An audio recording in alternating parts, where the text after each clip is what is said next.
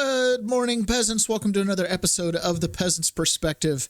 And hopefully, for those of you that watch the video, this is the last episode with the drab background and the bad lighting.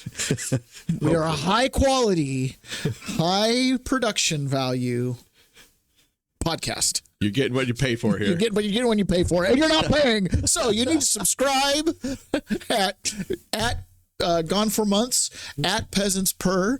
You need to go to peasantsperspective.com and follow the links through to the Give, Send, Go. And just support us in this endeavor. And $10 a month. So we can get a lamp and I can have better lighting. Oh, and share this with 78 of your friends. Yes. Not just 10, 78. But 10, you're a beginner. All right, guys. We're going to get going today. So yesterday was supposed to be this big, grandiose drop of all this Epstein information. Yeah. And this is like, what happened here? So let me kind of recap you on kind of the generalized story, right? So let's go little picture, big picture. Little picture, Epstein drop's supposed to happen. We're supposed to get like everything. We don't really have a great expectations of what we're going to get. Are we going to get like video files or descriptions of videos or 302s? We don't know. We don't know what we're going to get, but we're supposed to get more than just the flight logs that have been actually circulating around for like years now. Yeah. So kind of nothing new. Like basically Epstein knew everybody in the world that was rich and famous, and they jumped on his plane, and some of them probably did bad things, and some of them probably just flew. Right. I mean, that's just the nature of the problem here. Is just because you're on his flight manifesto doesn't mean there's anything untoward about taking a flight. I stayed in a really fancy resort owned by an alleged billionaire that I have no idea who he was, but it was on his dime after J6. I don't know. Someday someone's going to be like, you were in a resort paid by some guy that was laundering grenades into Kazakhstan. And I'll be like, okay. I did? I did. Yes, I was there at that time. Who was paying for it? Don't freaking know. Just got taken out of jail, whisked in a car. So there's two ways to tell that story. A bunch of great supporters picked us up right outside of the prison along with my wife, and we immediately caravan to a nice fancy resort kind of off grid. And it was awesome that supporters helped us out. Or second story, I was kidnapped the moment I came out of prison and taken directly to a resort that was off grid. You know what I mean? So I don't know. How do you want to tell the story? Anyway, so this Epstein thing. So we're supposed to have this big fancy drop. They have a bunch of influencers into the White House yesterday. It's like Liz Wheeler, Liz Crokin, Mike Cernovich, the Libs for TikTok gal, and I don't know, 6-7 dozen of them, whatever it is. And they got these binders that said Epstein Chapter 1 or Epstein Phase files, 1. Phase 1. So, yeah, Phase 1. When I saw that 3-ring binder that said Phase 1 on it, I knew. It was like, okay. So it's going to be a slow drip. It was supposed to be, you're not supposed to report on this for a couple of hours, and they leaked it anyways. And anyways, it looked like kind of a big stunt to just draw attention to this Epstein thing. But at the same time, we didn't get anything that was expected. Sounds like it was a huge disappointment to Pam Bondi. Sounds like all this evidence is sitting up in the Southern District of New York, and Pam Bondi's upset because they're destroying files and whatnot, right? And so she sent a letter to Kash Patel basically saying, get to the bottom of this, and you got 14 days to report back, and they're going to fire people. So some people are saying this is a stunt. Some people are saying this is just a way to create public support for when they come in and crack down on Southern District of New York, which has gone rogue, right? Who knows what's going on here? Yeah. But people need to look at this. Like, this is one of those moments in history where there's not cohesion between the people and its government. And our entire system is based on consent of the governed. So I want to read something for you guys here called Consent of the Governed. And I need Ron to pause this for 1 second. Okay, so this is an essay that I wrote when I was in prison called Consent, and it's one of the first ones I wrote, and it's really about my incarceration. But I want you guys to kind of grasp some of these bigger terms about consent. Like, we have these phrases we say, like consent of the governed, right? And it's always true. You're governed by consent. Anytime one governs two, the two have superior strength, and they are volunteering their sovereignty and their ability to rule to the one. Okay, in one way, shape, or form. Now, the one might be using superior force or tools or technology or whatever it is to maintain that, but they're volunteering it, and you know what I mean. As long as there's parity, they're maintaining it. When there's not parity between the ruler and the ruled, then you can have rulership by force, tyranny, et cetera, et cetera. So, but either way, it's being consented to, because usually it's like 1 to 1,000. Right, when we talk about ruling masses. So at the end of the day, it's always consent to the governed. But this concept for us peasants down on the ground level, this needs to resonate with us. We need to understand this concept, because this is where we go. There's a time when we consent and volunteer, and there's a time when we withhold our volunteering. Right, we vote with our eyes, our dollars, and our clicks in our modern economy. But so this essay, I get asked, consent. I get asked, why are you in here, with reference to prison? My answer is simple: because the people out there, I point to a barred window, consent to me being here. I often get a curious tilt of the head. Allow me to explain. It is taught in civics classes that government derives its authority from the consent of the governed. The number of people in charge of any body politics is dwarfed by the number of people governed. There is a maxim of law that reads, government is by agreement, not title. Our founding fathers in the Declaration of Independence recognized that a people will tolerate much abuse before removing their consent to be governed by a given authority. Another maxim reads, an injury long consented to is not an injury. The people of the United States have consented to the current injuries, which ceases to be injuries with consent for far too long. As a J6 inmate, I shudder to think I ever consented to warrantless searches, questionable elections, corporate personhood, benefits of the state, welfare, and a centralized financial system to profit off, a for-profit prison industrial complex. Here's the dirty little secret. Government doesn't want you to know. Consent is tangible when you ask, when and where did I consent? Remember, the government operates by agreement. They draft bills that people must perform or pay. When you don't want to because a bill is injurious, in our current world, it can feel hopeless. The government knows and operates under the maxim. The contract is the law. Contract comes in lots of forms, but for a true contract to be valid, there must be some point to be consent. At some point, there must be consent. We accept benefits. We consent. The government knows the power of a monopoly and limiting your options. We must beat them at their own game and remove your consent from contracts you don't like. Vote with your eyes, vote with your dollars, vote with your clicks. Have the strength to turn away from the bread and circus and redirect your money to causes that share your values. Don't click on news sources that run fake news and slander good, hardworking Americans. Don't watch programs designed to program you. Gandhi once said, be the change you want to see in the world. He redirected the Indian continent to starve out the British imperialists by encouraging people to buy homespun clothing, shop local, buy local products, the refusal of the benefits of Britain, and freed themselves from the commercial slavery that they suffered under. We can do the same. Examine how you can redirect your attention to what you do want, not to what you hate. Stop voluntarily consenting to the things that we hate. This will require sacrifice, but the reward will be well worth it. Thanks for reading, Taylor. All right, so this concept of consent, it's tangible. When did I consent to this? Well, you consent. Did my founding fathers consent? Did my grandparents consent? When was this bill passed? Who did that? The legislature. Okay, so that's where my solution is. Mm-hmm. Whoever created the problem is the solution to the problem. The executive branch made that rule. Okay, that's where my solution is. You exhaust your administrative option. Then you go to your legislative solution and try to overwrite what they've done administratively, right? You always can follow it back. And as a peasant, we have to learn to follow things back, because otherwise the pile of paper feels overwhelming. Mm-hmm. Like, oh my gosh, where is in Common Pain Applied Today, I talk about where is the source of our pain. Like, when you have a king, at least you know it's the king. Right? Even if you have the president on your side, like, does he even have control of these institutions? They're running themselves, by golly. It's hard for guys like us to know. It's hard for guys like us to know. Okay, so back to this Epstein thing. So all along with this Epstein thing, it's like, this thing is just riddled with a mess, right? Like, the Epstein files are supposed to be released, but why do they keep burying these things? And it's like, duh, that's what Elon Musk said. There's really rich people that donate to the Democrat Party that do not want that list released.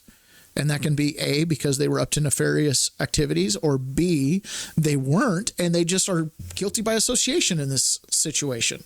Yeah. Right? I don't want to cast any stones until I see some evidence associating specific Epstein, quote, associates with wrongdoing. But there is a little bit of a challenge here, because a lot of these guys kind of operate in this world of like background checking everybody they're around and NDAs just for hanging out, and, you know, no cell phones around. Like, how often do you see cell phone camera pictures of the inside of billionaires' homes? Yeah, pretty rare. And they don't want to get sued by other billionaires. Yeah. So, I mean, or die. Let's just listen. These guys live a life of privacy. And this happens too to very prominent, like, people that we love. Like, for example, I'll just throw out some names of people that kind of climb this social strata through the social media sphere. And it's like, you know, you've got your Bill O'Reillys, your Sean Hannitys, your Glenn Becks. These guys are tens of millions a year. They're flying on private jets. Like, they've removed, you know, at a certain point, you build walls around your estate, you know, and you become separate. We, the peasants, we don't get that luxury. All right. We're not in that situation for the most part. We work day to day. We're hand to mouth. Even if we're not hand to mouth, we're, you know, year to year, like in the best case scenarios sometimes. You know, even if we're not, it feels like it with the economy rolling the way it is. It's just...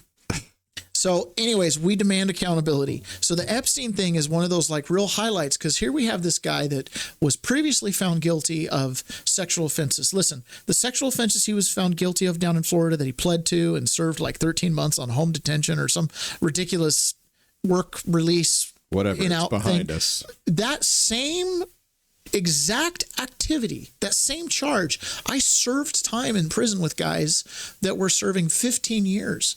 I was serving with guys that were serving 10-year sentences because they were on dating apps, swiped right on someone on the dating app that's supposed to be 18 plus, talked to him for weeks, developed a relationship, decided to meet up, and then it got dropped on them after they've developed this relationship that this person's underage.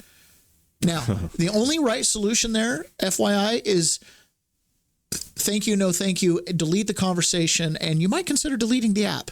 Yeah. Because they're on to you, right? Because that's a Fed, right? They spent time in prison for attempted solicitation of a minor. You continue that conversation, you're going to federal prison, right? 10-year minimums. I've served with guys like that literally just got so involved with an online relationship that then, you know what I mean? They decided to meet up. And then all of a sudden it's like, oh, by the way, I'm 16. Does that bother you? He's like 23-year-old guy, he's 19-year-old guy. You know what I mean? I met one guy that was 19 that had a 16-year-old girlfriend. And he was in the Army and he was messaging back and forth. The parents found out and turned him in because he had this, you know, relationship, and there was never any contact. He was waiting for her. He's kind of a little loner dude. Anyways, 15-year sentence. Right? Because parents turned him in. There's another guy who was infamous in the prison. He was in prison, served a 10-year sentence for solicitation of a minor or lewd act with a minor, whatever charge he got. And it was his girlfriend. She was 16. He was 18 or 19. Anyways, she waited for him through the whole prison sentence, and they got married when it was all said and done. He was famous. It reminds me of a teacher around here. Oh, man. My point in saying this is the Epstein thing is like, whoa, what this guy did, for anybody who knows anything, you don't get to go employment release when you're dealing around with minors. Yeah. Let alone, you know, that the Palm Springs Police Department knew there was way more. And anybody who's familiar with the Epstein story, right, there are people who thought that this was going to go to the feds, got kicked back down to the state. There was a deal cut. This deal involved him serving a small sentence, work release. So he's going to the office every day. Turns out he was still getting girls into the office during the day while he's serving his time. You know, it's just like, wow. And it's like he gets this amazing deal, and the local police department's really upset because, you know, they feel like there's hundreds of victims, and they pushed through a couple that were willing to like go on the record, because you don't go up against billionaires. A local police department can't even go up against billionaires unless you got them dead to rights. Like, it's just the reality of the world. Like, going to prison taught me that. Like, there's a reality that you have to deal with, like, that's baked into the cake here, that humans are involved in all of this. Not every cop who swore their oath is just. Not every police chief is just. We talked about the idea of corrupt up, you know. If anybody's ever watched the show House of Cards, there's a police chief in D.C. who they get to cover up a DUI in exchange for support running for mayor of D.C. That's a corrupt up situation. That's so unrealistic. Is it? Meanwhile, Hunter Biden's like, I smoke crack with Marion Barry. Yeah. What do you want me to do here? Like, I'm just calling balls and strikes here. You know what I'm saying? Like, this concept of corrupt up, like, the system doesn't always work. The Southern District of New York doesn't always respond appropriately to the headquarters in D.C. When they're ideologically aligned, these guys are walking, they're like winning the Olympic sprints in a gunny sack race. You know what I mean? The SDNY and the DC office are like tied at the hip, but here comes Pam Bondi and Kash Patel, and they're like, we're not turning over the manila folders, you know? So this is Tucker Carlson talking about Epstein and the whole deal with his death. Bottom line is Jeffrey Epstein was murdered. And not only murdered, but he was murdered in the most secure federal lockup in Midtown Manhattan, in the country. Okay, not just in federal lockup, but in the most secure part of federal lockup. So how did that happen? Well, he was clearly murdered by another inmate. You can't get any answers to who the other 8 inmates on his block were. There was no investigation into his death. They've never released it. And the Attorney General at the time, Attorney General Barr, clearly knew that this happened. And I've said that in public, and he's attacked me for saying that, but it's just a fact. He lied about it. Okay, so there's some context here. Remember the names, remember these little background stories, because the world's a very small place. Okay. I'm finding that out. It's a very small place. We were just telling you today, I got my best friend in J6, like through this thing, the inmate that I spent the most face-to-face time with, served in 2 facilities with. I take that back. I have 2 best friends from J6. But anyways, it's hard to pick. It's hard to pick. There's some great dudes. But I was just on the phone with him when I walked in here, and he was like, he was in prison with Steve Bannon. Right. So he's like, I've listened to you talk. I've listened to Steve Bannon talk. I've listened to your pod. Listen to you guys' podcasts every day. You guys are great. You guys need to meet each other. You know, it's like, yeah, thanks. Steve Bannon is my spirit animal. So. Yeah. Watch Taylor's head expand. Yeah. See my hair. I'm working on getting some Steve Bannon hair going on. Okay. So Bill Barr's father was the dean of the high school or principal or some involvement in hiring Jeffrey Epstein for his first position as a math teacher. So Bill Barr's father's got a weird little connection to Jeffrey Epstein. So okay. Jeffrey Epstein goes from there to all of a sudden being a hedge fund manager in he private used to be jets. A teacher? Yeah, high school math teacher. I didn't know that. Yeah. Okay. Yep. So, and Bill Barr's dad also wrote a fictional story about child sex trafficking in space. Oh, okay. Yes. So Bill Barr became Attorney General under George Bush Sr. And when the Iran-Contra deal happened, there was a special counsel report, and he wrote an executive summary that essentially said that the Reagan administration and the Bush administration didn't do anything wrong. And that executive summary stood as the narrative and the definitive statement until the Clinton administration later released the full report, at which point we find out all the things that were wrong with Iran-Contra and that Bill Barr's executive summary contradicted the report. Oh, okay. So he covered up for the institutions, plural, in doing that. It's a dirty world, people. Fast forward to Russiagate. There's a special counsel report that's supposed to allege a bunch of Trump-Russia involvement. It's kept under wraps for a small moment. Barr releases an executive summary, and the Democrats lose their mind. Turns out, at that time, the executive summary accurately described the report, and it was released within days rather than years. Nope. Okay. So Bill Barr's got kind of this interesting entanglement in all of this going back a generation. Okay. Yeah. Which, again, these are small groups of people, folks. There's like 1,000 real people that pull on actual levers of power, and then there are 10 to 100,000 apparatchiks. Right. And so when you start seeing these things, you go, wow, man, it's not what you know, it's who you know. Okay. And so what is that? What is that? Think about that for a minute. And I don't know there's a lot I don't know. I don't pretend to understand really anything. I don't understand anything, but I know lying when I see it, and they're lying about Jeffrey Epstein. And if they're not, where's the investigation? and there hasn't been one. And so that's pretty heavy duty. Where are the tapes? Where are the Epstein tapes? You know, it was so funny. They released a tape. A guy I know actually released a tape of Jeffrey Epstein talking about Donald Trump and saying we were friends once and I don't like Trump. And okay, this was like the October surprise was to derail Trump. And everyone's like, how can you do that? And I thought, I'm so glad they're doing that. So let's talk about Jeffrey Epstein. Like where are the videotapes from his home in New Mexico, from his Caribbean island, from his place on Fifth Avenue? There are all these videotapes now, you know, in federal hands. Why can't we see those? And we can't see them, of course, because it's like a massive blackmail operation run by various intel agencies designed to put famous people under the control of governments. I mean, of course, that's what it was, obviously, and everyone knows that, but no one can say anything about it.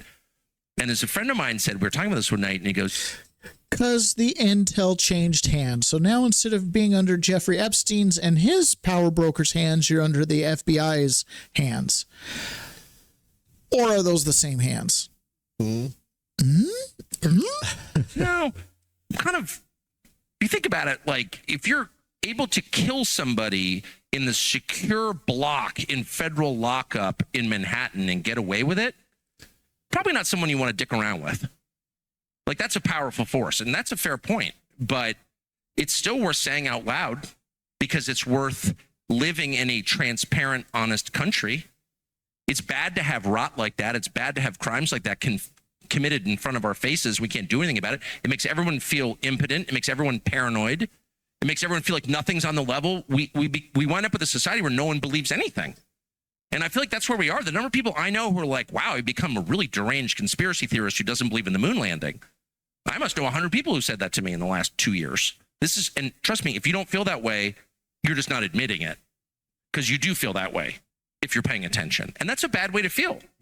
You don't want a country like that. You want a country where things are pretty much what they seem to be, where people are honest, they're straightforward. When they make a terrible mistake, they admit it. You want a country that is like the family that you have or want to have, where people are just direct with each other and kind to each other, and not everything is some crazy multi-layered deception designed to, you know, screw you or kill Jeffrey Epstein. Like, that's so dark.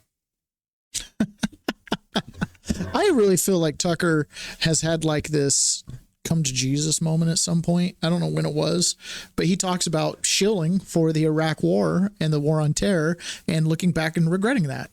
And it takes some honesty. I mean, some people just do that because that's the only way to stay relevant, right? But in his case, I don't know. But he just says the thing that no one else can say.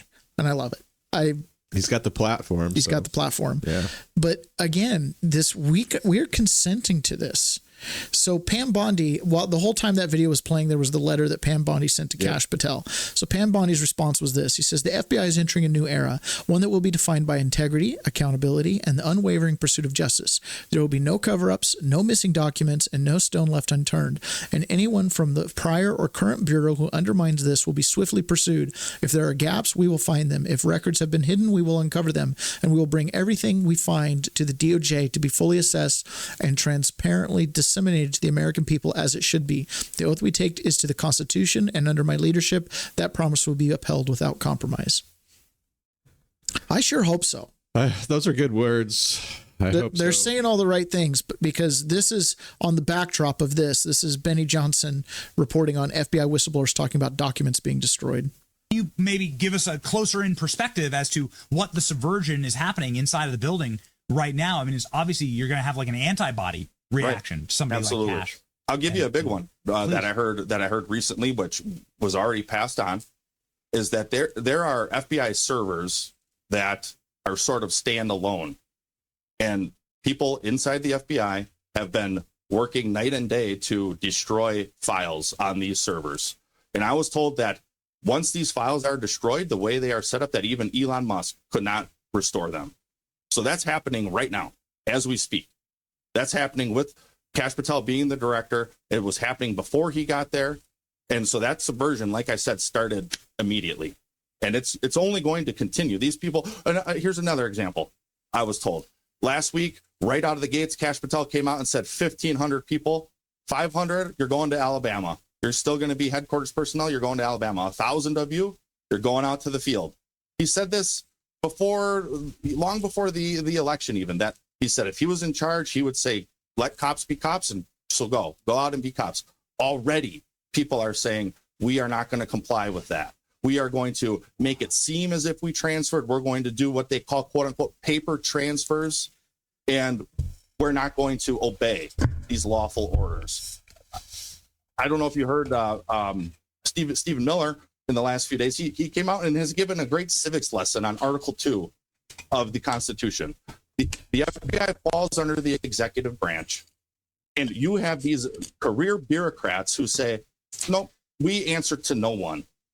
Well, hopefully that's going to change, and I think under Kash Patel and Dan Bongino leadership, I think it will. But they've got to root out this subversion first. Somebody who works inside of the West Wing came up to us in a private setting when we were in D.C. and said, you would not believe the number of times that my office has to be swept for bugs. It's crazy. And inside the White House has to be swept by agencies to figure out if there's electronic monitoring that's happening right, to us on a daily basis. It's crazy. Any idea what's on the servers that's so damning that it has to be siloed into such a secure facility with the lack of redundancy or capacity for anybody to go through and sort of from like digital forensics, right? You can uncover most data that's deleted, you can uncover it in some capacity. So somebody's worked very hard to make sure that this data that you're talking about can be deleted and destroyed forever. Any idea what it is? No idea on what it is. I can only speculate, but you mentioned the Epstein list. I'd imagine it's cases like that. It's intel cases that are very siloed, very secretive. And I'm sure there's probably even information regarding the FBI's own subversive measures against Americans, against American politicians, for instance. We learned over the last few days that the Oval Office was bugged, and they took out the Resolute desk to inspect it more. Who's doing that type of thing, Benny? It's going to be, if they're operating at all as they should be, it's going to be the FBI, because they're the domestic agency. Now, is it beyond the CIA or NSA playing a role? No, not at all, because I think all of these agencies at this point do not have the best interest of the American public in mind. That's something that the Trump administration is trying to change. But it's going to be an uphill battle, I believe, for the entire term. So when I was in prison and I finally started jailing, I finally started like figuring out my routine and doing time. One of the things I would do is on the weekends, I would go down and watch a movie. And there was like a big 20 TV monitors. You go sit in a little cubicle and you sit on a plastic chair and you watch a movie. So I'd watch a movie at 6 a.m. and I watched all 25 James Bond episodes. Oh, this wasn't James Bond. This is Mission Impossible. I also watched all those episodes. But there's a scene where they've got like, oh no, it is James Bond. It's where they've got Spectre and Moneypenny's standing there and she's got her bodyguards and they've got the Spectre guy and they're all there. And then he's like, ha ha ha ha, we think you're following us around. We're constantly looking over our shoulders for CIA, MI6, whatever. And you don't even know who we are. You're asking who we are. You know what I mean? And he's like, and we're constantly looking over our shoulders. He's like, we're everywhere. And then next thing you know, Moneypenny's like direct bodyguard that she's had forever turns on her and like, he's with Spectre. Okay. So it's like, oh my gosh, they've penetrated this deep, because they were basically shutting down MI6 in the storyline. So anybody who's a Mission Impossible aficionado, I just butchered that whole description. But the point is Spectre had infiltrated really deep. So that was a story that came out this week. Again, things are happening so fast all over. We could really, truly have a 4 or 5 or 6 or really a Lifetime show. We could just follow the Lifetime feed. You just sounded like somebody who gets Star Trek and Star Wars confused. And Harry Potter and Lord of the Rings. It's like, and then Dumbledore, or Harry Potter and Lion Witch in the Wardrobe. So then Dumbledore went to talk to Peter. Aslan. Yeah. And they couldn't find their red slippers. So, anyways, by the way, my friend Doug was very complimentary of you, Ron, as the co-host. He said you were really good and that what you have to say is important. And so, thank you. Well, that's the first time that's ever happened in my life. I know. We'll provide a little more time for you to talk now, since. Jeez. Okay. So, back to this deal of the FBI people are just destroying files. Like, again, big theme. You've got the people versus the government. The government has now been weaponized against the people. And there's a root to this. I want people to understand things like this. The government is a creation.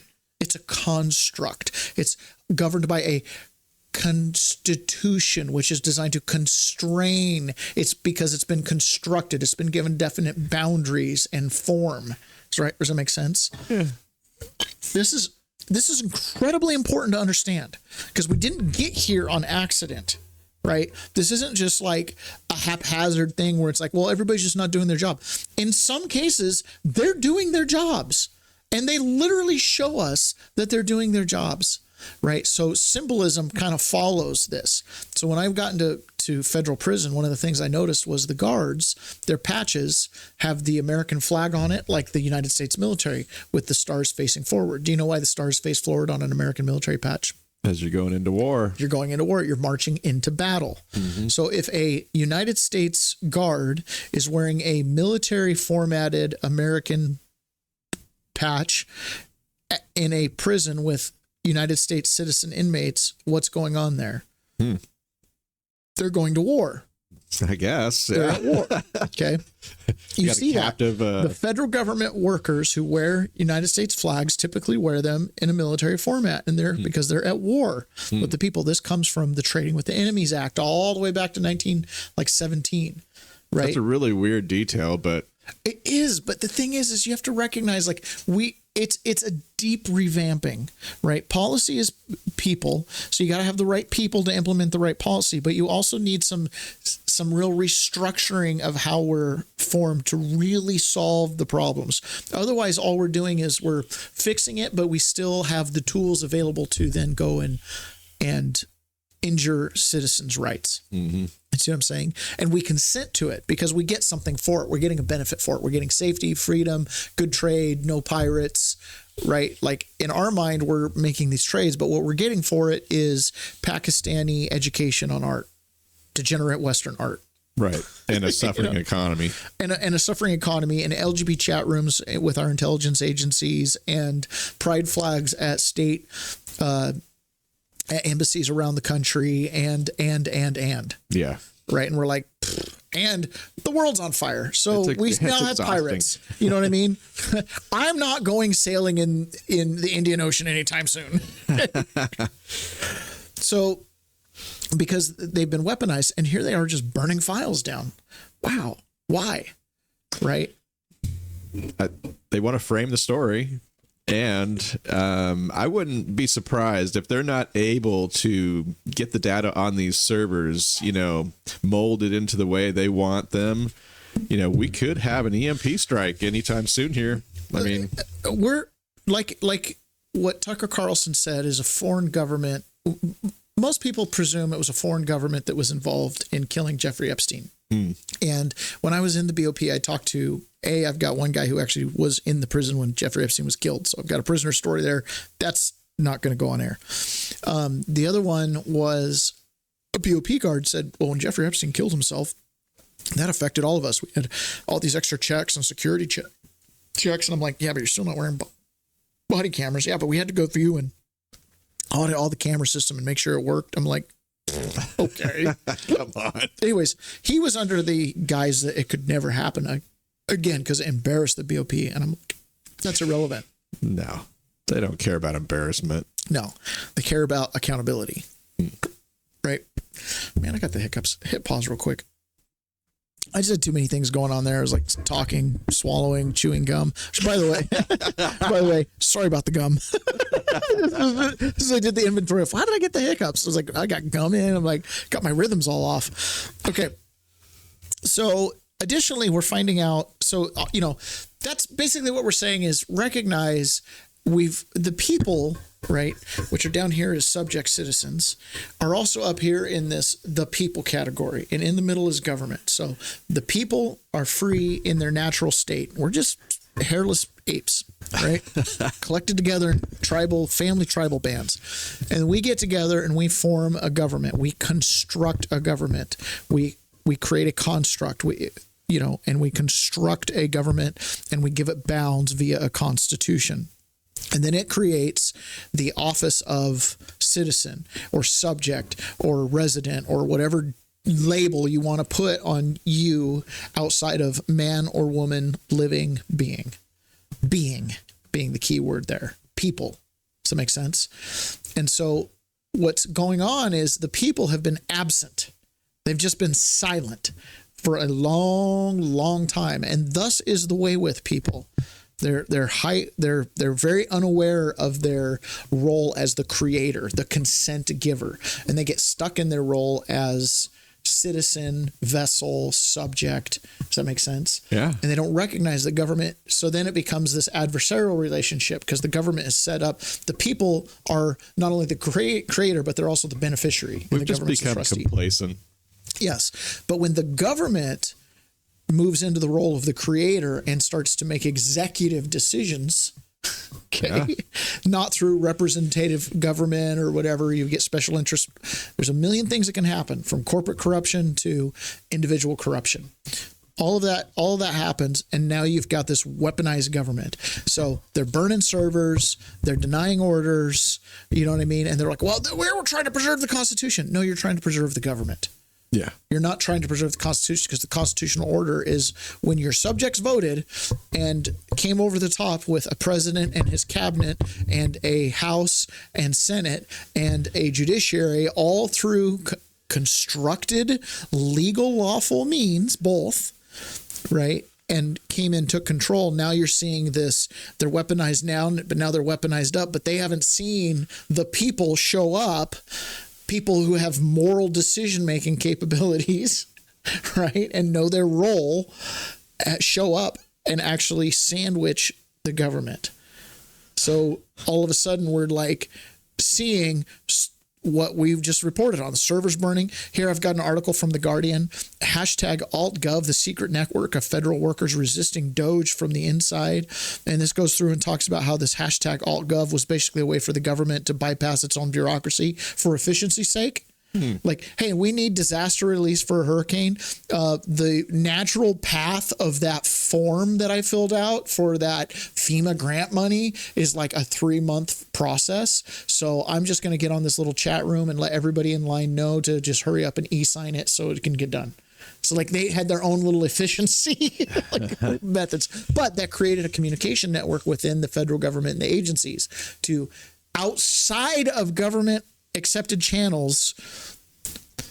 Man, I wish I could get a building permit that fast. Can you believe this nonsense? So outside of existing government channels, they had an outside workaround to cut through their own red tape. That if I just went in and put an application and didn't know how to make a connection to the people, that paper is going to take a long time to make it through. This happens on your local government all the time. You know, if you go in for a building permit and the county goes in for a permit, who's going to get approved first? Or if by some random, this happened to me all the time, something on the septic design wasn't quite up to square and the paper hadn't left the guy's desk, but turns out it wasn't really our fault. It was his fault. He was misreading the code. So then he fast tracks the permit through and he sits on it for 28 days. Yeah. And then all of a sudden he can get the other 4 signatures he needs in by lunch. Yeah. It's like, hey, sign this, sign it. Your permit's approved. Oh, Yeah. wow. Oh, so you just didn't want to take the blame. And why couldn't we do that 3 weeks ago? yeah, exactly. Yeah. So again, this unaccountability, these are like hallmarks. Look through history. The people, the peasants, us, the shopkeepers, the ones that the name of government can change. You can call it the Roman Empire. You can call it the Holy Catholic Universal Church. You can call it the Italian government. You can call it whatever you want. At the end of the day, that villager still has to go down to the well to get water, go down to the field to cut his grain, right? That's us. That's us. Daily bread. Right? Daily bread. Exactly. Do we appreciate the lithium mines in the Congo? Very much. Oh, yeah. As my batteries last a lot longer. Yeah. Okay. Absolutely. I'm all for free trade and enterprise and all that kind of stuff. But at the end of the day, if the government can't be in for the long haul and serve mine and mine's self-interest, then I have to start asking, what am I consenting to? Am I consenting to endless wars and fruitless financial entanglements? You know what I'm saying? Am I supporting an economy of pull and graft rather than of production? Do you know what I'm saying? Like, we the people, the peasants, us, we have to understand our capacity, and we have to understand that government has to answer to us. And it's like you said, we started talking about the county commissioner situation, and just because even the elected officials are told, well, this is just the way it has to be. No, because it was created by elected officials. Yeah. Therefore, elected officials can uncreate anything, right? That's the point. That's what they're afraid of, because with the stroke of the pen and agreement, because government is by agreement, not by title, by stroke of a pen and by agreement, you could eliminate the entire Department of Education, because it is not the government. It was constructed for a purpose, doesn't serve the purpose, root and stem. Mm-hmm. In the same manner it was created, it can be uncreated. The FBI can be uncreated. You know, all of these agencies can be uncreated. And we, the people, could even modify the Constitution should we want. Oof. Right? Without abandoning it, because we were given mechanisms to change it. That's the flaw with other constitutions. There's no mechanism to change it. So as times change, population grow, becomes outdated. Now you have to overthrow the entire government every time you want to modify a little part of it. Mm-hmm. Ours can adapt to us, right? That's great. But only if we, the people, assume our role. Otherwise, it'll never change. Mm-hmm. All right. And this is at all levels. There's nonsense deeply embedded in these institutions, all the way down to your little worker levels. Like when you go, oh, the guys at the CIA are great, except for the ones in the LGBT chat room. Like, no, those were your analysts. Those are the ones that were telling you what Al-Qaeda was or wasn't up to. And they're also the ones that were going after the American Taliban, a.k.a. me, American patriots. They got yellow cake. Yeah. Female high school basketball player refuses to play against boy, gets investigated for harassment. This is from thecollegefix.com, and this is in Washington State. So she doesn't want to play against boys, and she gets investigated for harassment. A 15-year-old girl at Washington State High School is under investigation for bullying and harassment for allegedly misgendering a male player on an opposing girls' basketball team. According to a complaint from the Foundation Against Intolerance and Racism, earlier this month, Tumwater High School player Frances Stout noticed during pregame warm-ups that her team's opponent had a biological male on its roster. Tumwater principal Zach Sutterman and athletic director Jorgen McGrath confirmed this case as Washington Interscholastic Activities Association policy allows students to play on the team which aligns with their gender identity. In addition, the state officials have voiced objections to President Trump's executive order barring biological men from competing on women's sports teams. The Attorney General's office said, "We are repulsed by the president's dehumanization of the trans community." And that is the superintendent of public instruction, Chris. How do you say it? Rakedahl. Again, making another appearance, because racism is baked into the Constitution. Didn't you take an oath to that Constitution? Yeah, well, I just did that to get the levers. Yeah, exactly. Jeez. This goes to the concept of "To the Victor Go the Myths and Monuments," and I'm not endorsing anything about this book other than the title at this moment, right? But when you win, you get to create the myth and the monuments that then brainwash us, program us, indoctrinate us, whatever. Just continues forward until somebody stops it. Somebody stops it, yeah. And so these guys are taking your myths about what gender is and ID, you know what I mean? And they're buried. They won the previous race. You know, the last New Deal we got as an American people with our government, the New Deal with Roosevelt, included all the roots that got us here. And then we kind of got a little more of that. We've just walked down this road to where now we've literally got like LGBT people playing on basketball teams. We're like, well, they can't do that. And they're like, why not? They can assess intelligence to keep you safe. Yeah. Whoa. Whoa. We are 30 years back on this game, aren't we? Again, I am kind of like, the answer is love. Like, I know transgender people, look, if you're going to go through the huge effort to like present as whatever day to day, I'll call you whatever you want, but you're never going to be a woman. You're a trans woman. You're never going to be a man. You're a trans man. And we all know what that means. So the delusion ends with this right here. You know what I'm saying? Beyond this, I'm not like, if you're a trans woman, you don't need gynecological visits. I'm sorry. You just don't. I don't know. Maybe I'm being too harsh or not. Trump plans to sign executive order making English the official language of the United States. Again, back to this, to the victor go the myths and the monuments. Why is this important? I think it's important. What's the argument? Why don't we have English as the official language of the U.S. at this moment? Up till now, why have we not done that? I don't know. I have no idea. I mean, we have been a melting pot, and, you know, early on, it might have been hard to implement when you got a lot of Irish and whatever moving in. And I don't know. Allegedly, Irish speak English, but I can't understand them either. I don't know. It should be. That is part of it. Okay, as a nation of immigrants, people are coming over. They're speaking their native tongues. Takes a generation or two. I don't know if you knew this, but Poulsbo, the little city where we're in right now, didn't speak English in this town until World War II. Whoa. Yeah, they spoke Dutch. That's why it's got such a strong, still Viking Denmark feel to it. But they spoke Danish. Welcome to Poulsbo. Yes. But they really did not speak English in this town until World War II. That's why.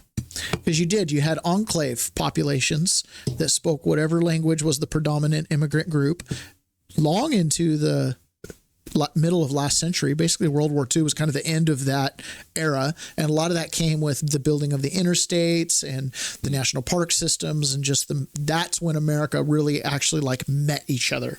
Right? There's still people today. I mean, there's people listening to the show that have never been past a state or two from where they live, right? If that even, depending on where you're from. It's not unusual. I've been to some hollers in Pennsylvania where people living up in those hollers haven't been more than 20 miles from their house in their entire life. I met people in Missouri that were the same way, that the Federal Bureau of Prisons took them the farthest away from home as they'd ever been, right? And they were from Missouri. Let's go for a trip. Yeah. So, absolutely. Like, that's why. We are a nation of immigrants. There was a proud belief in that. There was a proud belief that you can have a community any way you want. And there was no need for a national language, that assimilation required you to assimilate in your local community. And hey, man, there's Chinatown, right? Like, it can work. Like, you can figure it out. Well, here we are now in this century. And why is it important to create a national language? So we can communicate with each other consistently, and so that everybody understands each other, and so that we can come to agreement and have consent that is understood. I mean, there's a lot of reasons. We've never faced a crisis of identity. All those immigrant groups that came to America and even spoke their native language in these little pockets were proud to be American. Yeah. Does it make sense?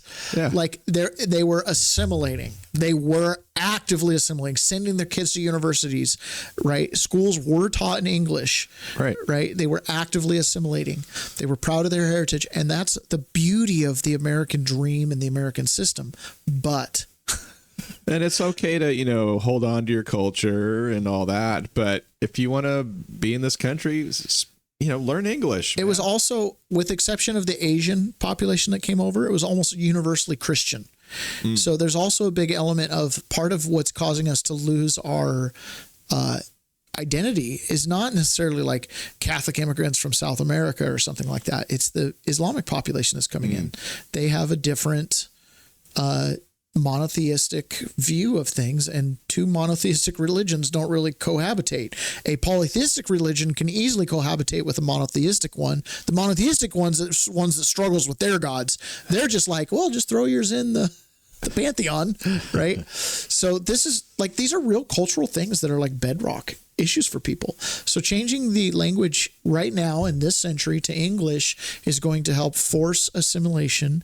It's also going to establish exactly what is the American culture.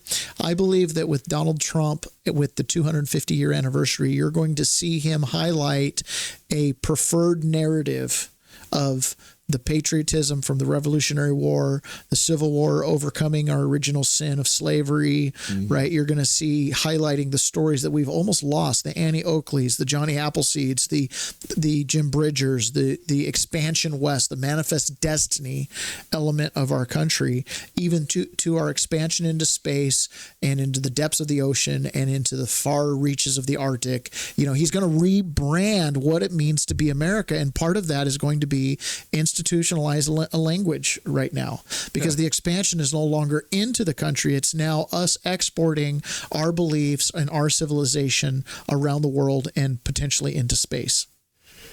You know, aside from all that, adopting a single language, there's a huge amount of efficiency in that, because now you don't have to produce all these government documents in 30 different languages. I mean, how many different languages do we have to have a pamphlet on driver's education? How many languages do we need that in?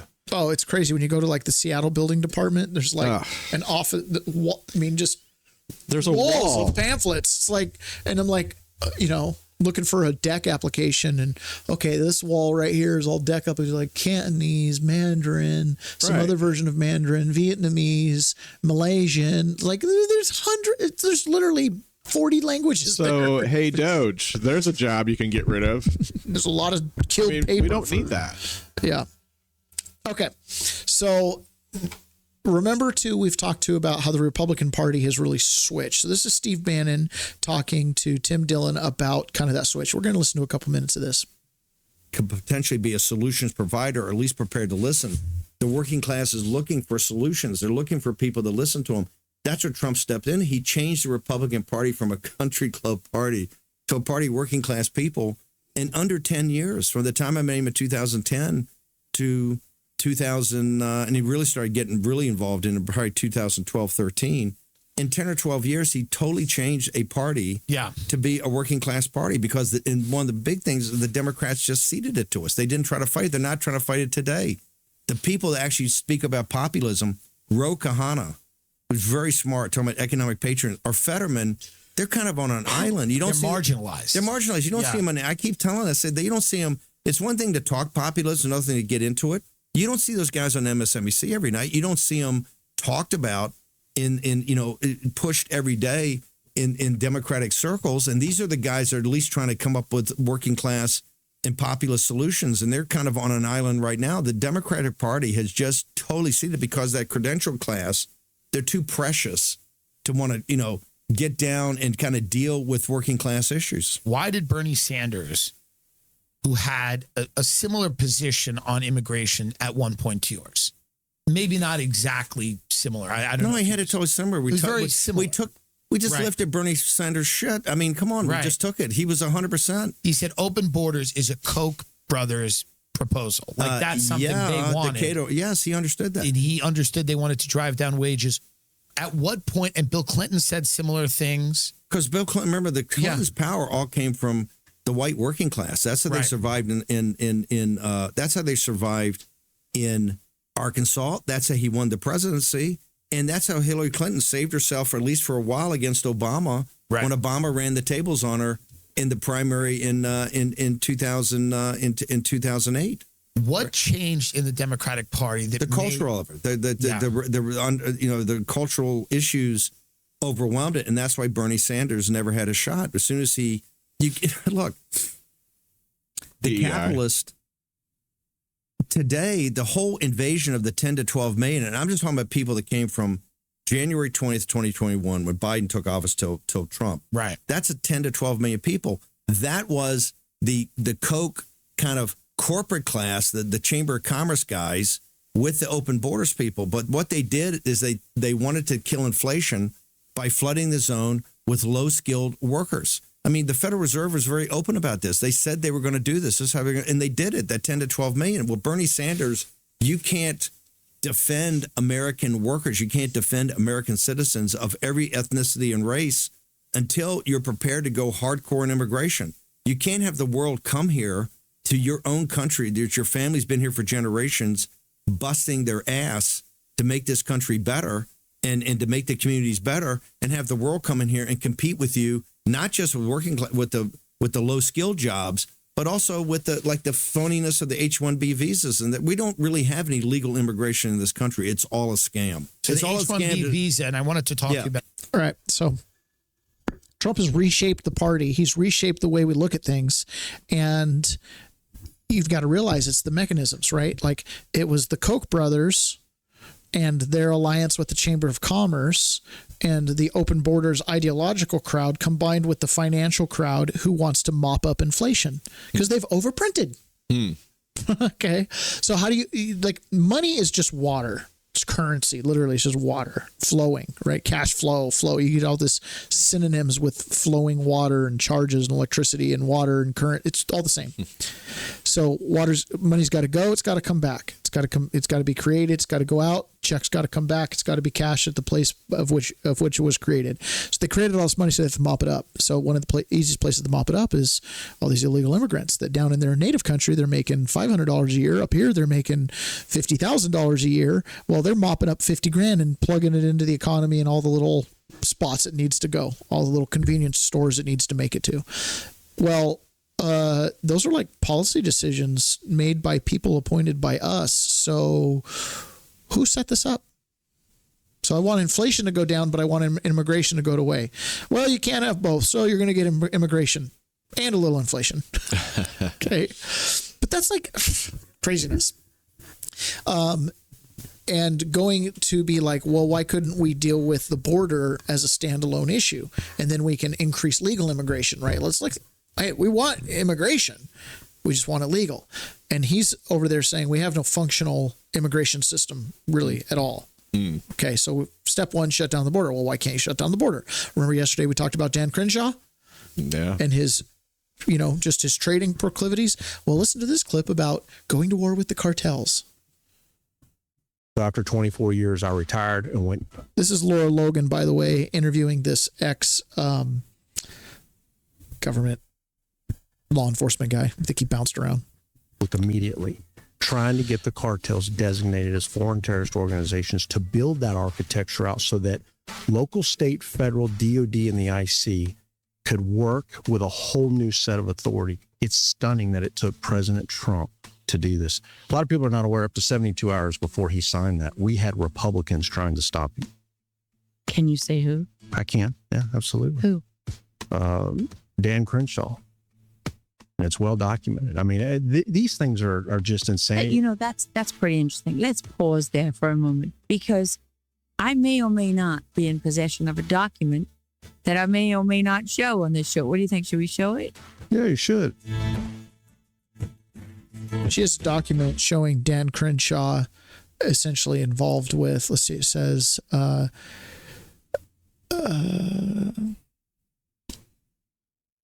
anyways, his opposition to designate the cartels as foreign terrorist organizations. But why? Why would anybody do that? Well, maybe because as kind of in that rhino camp, he wants the open immigration to mop up the inflation and to provide low labor jobs for the people that contribute to the Federal Chamber of Commerce Association, which are basically going to be like ag farmers and factories. Or he just doesn't want to stop the flow. Why? Or slow it down. Yeah, I don't know. Do you see? Everybody's putting on a mask. I like the NASCAR driver idea. Our congressmen and senators should have to wear patches for everybody donates money to them. And a little bit of gossip. I don't know if you knew this, but Kimberly Guilfoyle was engaged to Donald Trump Jr. for a while. Do you know who Kimberly Guilfoyle is? No. So Kimberly Guilfoyle was married to Gavin Newsom, got divorced from Gavin Newsom.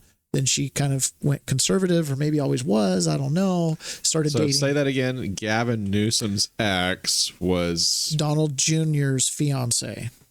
Okay. Wow. Small world, right?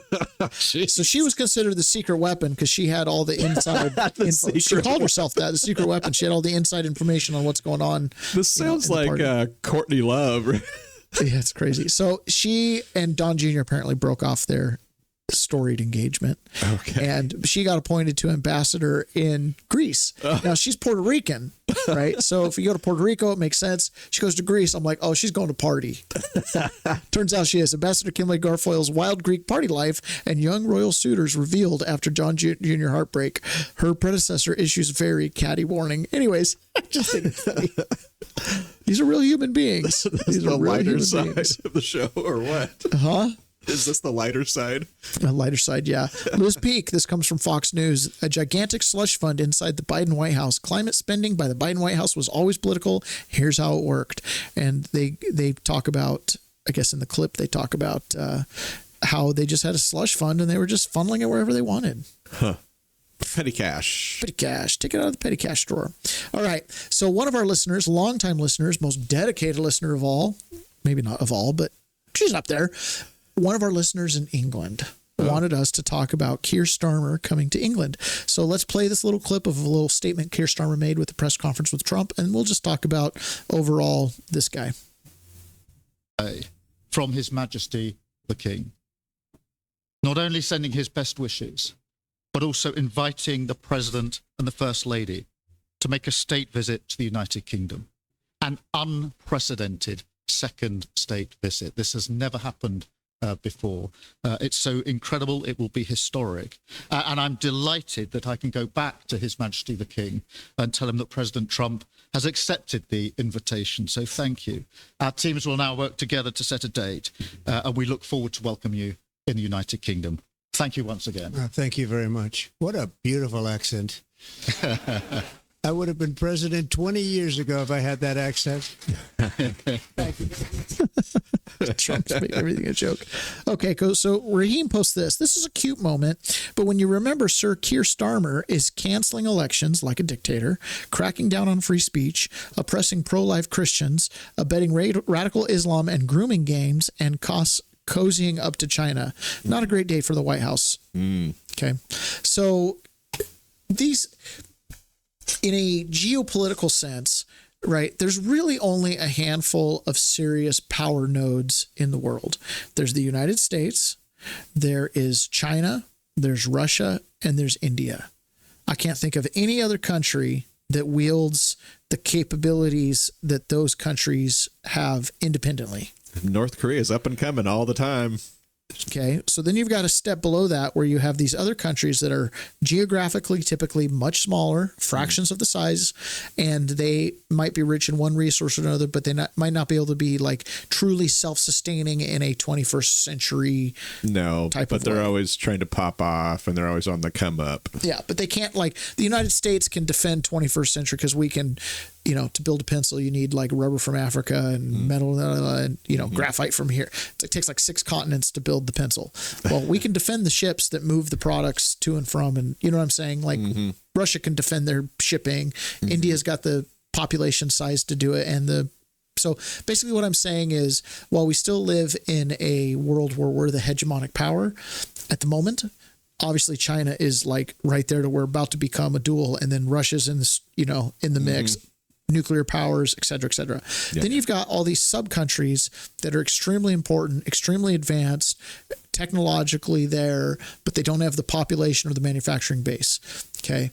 Germany, France, South Korea, Japan, Australia, Britain, rattle them off. Right? These are major, serious countries, but you just really can't like compare them to the United States or even Russia on its best day. You know what I'm saying? So Britain is in that situation where they don't make a lot anymore. They rely on trade with their European partners and, of course, their Chinese partners. They rely on the United States for a military alliance to beef up what they've got because they don't have much, right? Really, when you look at it, and it's got to operate in conjunction with the U.S. or else it can't do much on its own. Same thing with France. Same thing with Italy. All the Isn't EU. this kind of the reason NATO exists? It is the reason NATO exists. NATO go. bumps us up to where it takes Russia, China, India. It takes all of them teaming up to go against NATO, right? Because of so Britain's kind of like an important small player. They've just had a seat at the table for a long time, back from the previous world where Britain was a world power, had dominion over places like India and Australia, like real control and dominion. Well, now they don't really have that. They have influence and soft power. They have some treaty hard connections, but for the most part, Canada operates autonomously. England, you know what I'm saying? Like, they're not the empire they once were. So they're a small player. So England kind of suffers from this. They play up, right? They play in the financial sector. They're masters at pull and graft, but they don't make much. You know what I mean? It's kind of like DC. You go there and you can hear the sucking sound of tax dollars, and they're just sending you papers and regulations back. They're not selling you trinkets and watches, right? Yeah. But England's got a great accent, and man, we're inviting you over for the second time. It's unprecedented. It's crazy. Mm-hmm. So England suffers from that same problem of their virtue's been used against them. Their industriousness and all that kind of stuff has been used. Well, you should pay some money to Greece, who are much more lazy about things, I guess, right? And that's coming from a Greek guy. So you get what I'm saying? Like, they've just been robbed. Yeah. So Keir Starmer, he's kind of on the left side of things. He clearly wants to use the government as a tool. Remember, England is in total opposition to us in their government. They still have a monarchy. They do not have a constitution. They have tradition. Okay. No rights. No rights. Yeah. they are subjects. So they have a different outlook on things. So, this little agreement here, they're basically, they're walking this really weird diplomatic line and a really weird political line, because on one hand, war is good for business in Ukraine. On one hand, they want to oppose Russia at all costs. Why? I don't even understand at this point why they oppose them like they do, right? I think it actually has a lot to do with Russia wants to stand for values and stand for principles and stand for Christianity, Russian Orthodox, and that just runs contrary to these intelligence officers that want to chop things off. It really can be boiled down to be that simple. Okay. But either way, so him coming over, how do you tell your country, no, we want to keep funding death and destruction? It's good for business. Well, whose business? Well, those guys in London are making a killing. While they're putting people in jail for posting stuff online. And praying outside abortion centers. The level of that would require you to get thrown in jail. I mean, they would throw every Californian teenager in jail for posting something. I mean, that's what's wild about these nations to me is they feign they're inheritors of the Reformation and the Renaissance and things like that, but they have these vestiges of subjugation. Mm-hmm. And so while they embrace free speech and democracy, they simultaneously consent to levels of censorship that are unimaginable to us in the United States. Right. Especially even given what we've just gone through, we still can't even imagine. Right. Right. And they still subject themselves to collectivize economic systems. And they haven't moved past Karl Marx yet. Right. It was just a few episodes ago, we played a clip of them arresting somebody for posting a meme. Yeah. And they still ascribe to the class system of aristocracy over the vulgars, the masses. They just have a different base programming is the only way I can think of it. And Donald Trump appeals to the populist in them. And in Europe, they've been putting down populists for thousands of years now, right?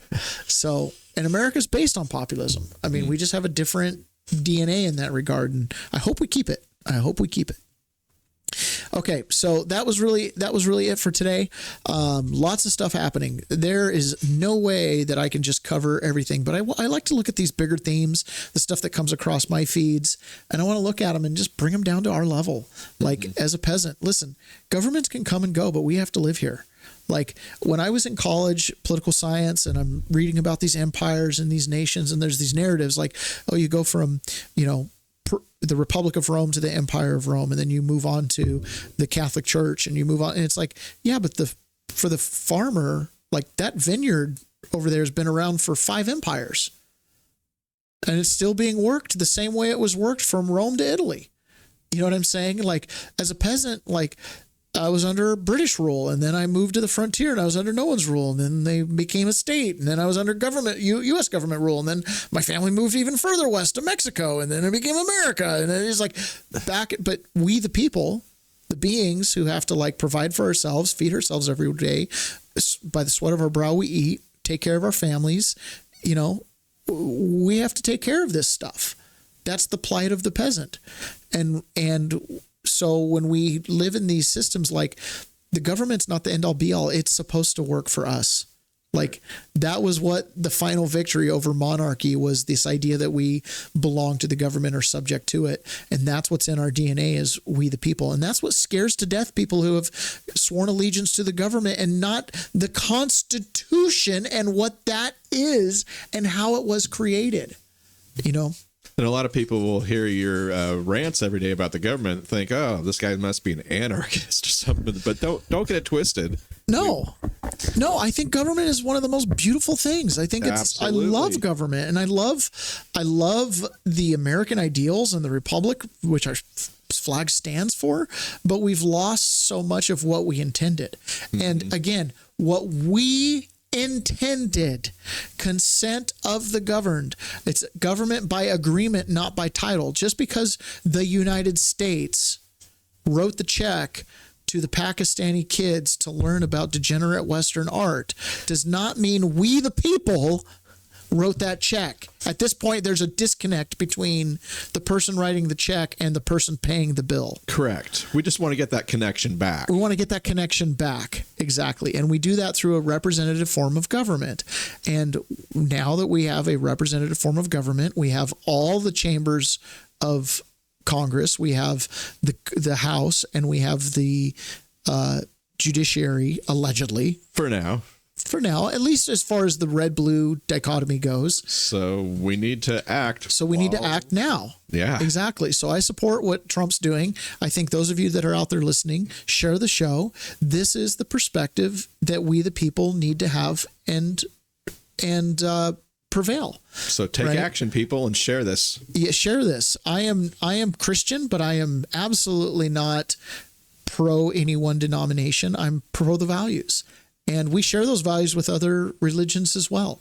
That's the other beauty of America is we unite on what is real. You and I are equal. You and I have some unalienable rights. And some of those unalienable rights are enumerated in the Bill of Rights to prevent the government from infringing upon them.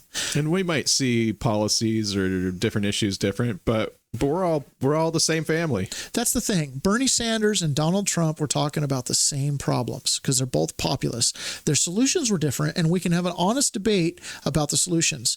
The reality is Bernie Sanders and Donald Trump can have an honest debate. That's a matchup. And we can discuss policy for policy, but the basic belief is the United States has to close its border. Right?